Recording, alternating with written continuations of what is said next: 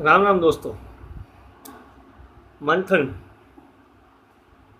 ये आप सब लोगों को करना है मंथन दोस्तों, क्योंकि पूरा देश रिस्ट्रक्चर हो रहा है।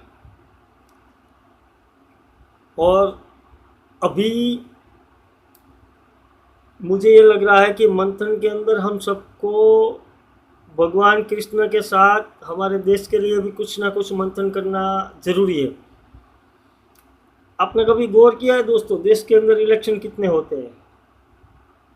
सोचिए, देश के अंदर 4 या 5 प्रकार के इलेक्शन होते हैं, अलग अलग टाइप के।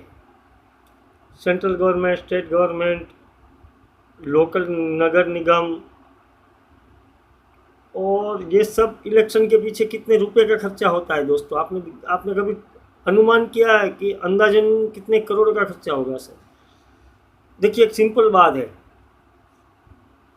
आपके और हमारे इलाके का आप खुद लॉजिक कर सकते हो कि भाई हमारी सीट है राजकोट की, तो 3 सीटें, एक सीट के ऊपर कम से कम 10 आदमी खड़े रहते हैं, एक पक्ष, एक अपक्ष और एक विपक्ष, ऐसे करके 10 लोग होते हैं, 8 लोग होते हैं मिनिमम बैलेट पेपर पे। तो 8-10 लोगों का एवरेज, पक्ष का ज़्यादा खर्चा होगा, विपक्ष का उस लेवल का खर्चा होगा, बाकी अपक्ष का भी कुछ ना कुछ खर्चा तो होगा ही।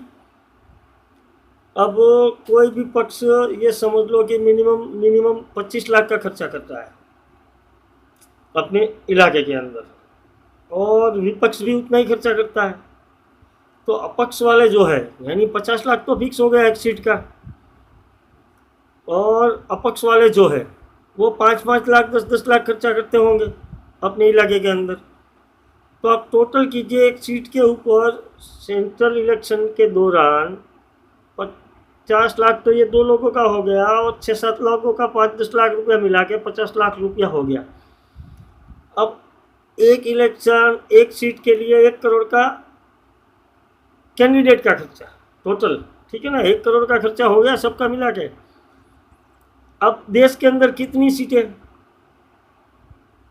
सेंट्रल की 500 प्लस, तो कितने करोड़ का खर्चा इलेक्शन का? उसके बाद स्टेट की सीटें, मिनिमम 1 करोड़ का एक कैंडिडेट का खर्चा, एक सीट का खर्चा टोटल मिला के।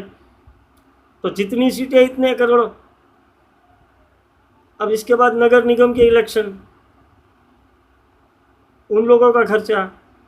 तो मैं ये मानता हूँ कि कम से कम देश को इलेक्शन के दौरान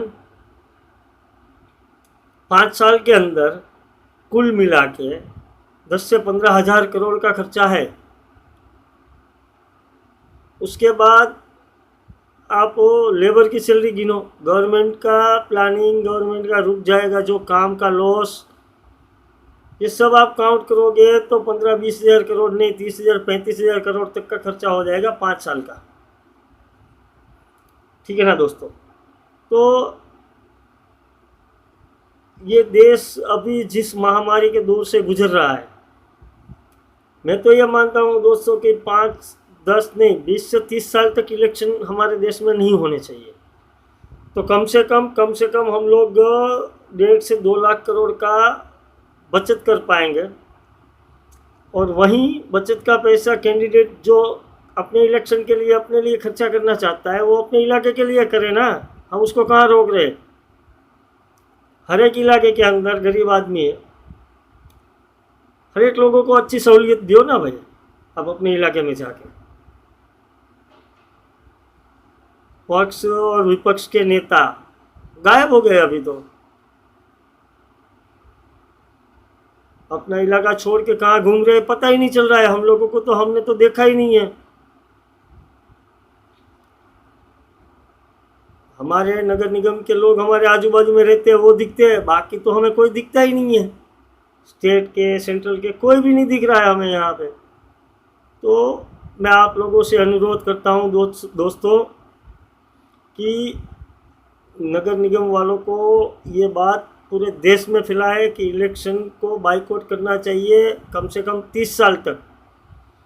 अपने देश के अंदर, अपने देश की समृद्धि के लिए, अपने देश के विकास के लिए हमारी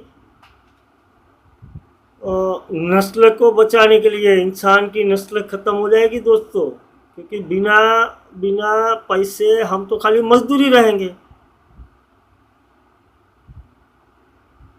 तो आज ये हमें सोचना है, कैसे भी सोचना है दोस्तों। राम राम दोस्तों, घर में रहिए, सुरक्षित रहिए।